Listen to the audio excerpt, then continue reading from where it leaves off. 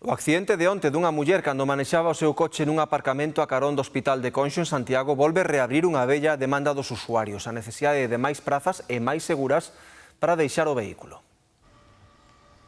Complicado atopar sitio neste aparcadoiro habilitado ao carón do Hospital de Conxo e tamén nos arredores.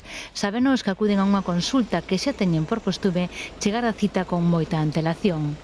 Tes que vir con moitísima hora de antelación e aínda así das un montón de voltas e ás veces ou aparcas lonxe ou buscas, xa ves como están os coches, mal aparcados. Moitas veces ao hospital non se ven por gusto e moitas veces que tens que isar o paciente na porta, non? Eso é importante, creo que temos que visibilizar toda a problemática do aparcamento. Isto é un peligro, deberían de poñer unhas vallas, algo, porque non hai onde aparcar.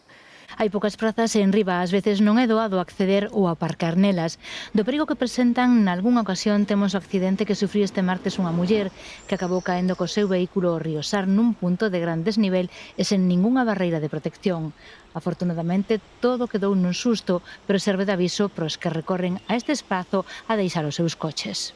É moi mal sitio para aparcar. Isto é un peligro. Ali está cerrado, tes que despois para sacar o coche en función de como deixaches de andar facendo círculos, maniobras e o que hai. A verdade é que é un sitio bastante complicado en atopar aquí aparcamento e despois os aparcamentos son bastante xustos para o tamaño dos coches que hai agora mismo.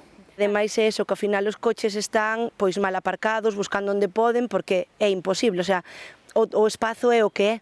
Entonces hai que adaptarse e si hai zonas que non son nada accesibles. Non é habitual que se produzan este tipo de contratempos, que volve poñer sobre a mesa o problema da falta de prazas de aparcamento nas contornas dos centros hospitalarios.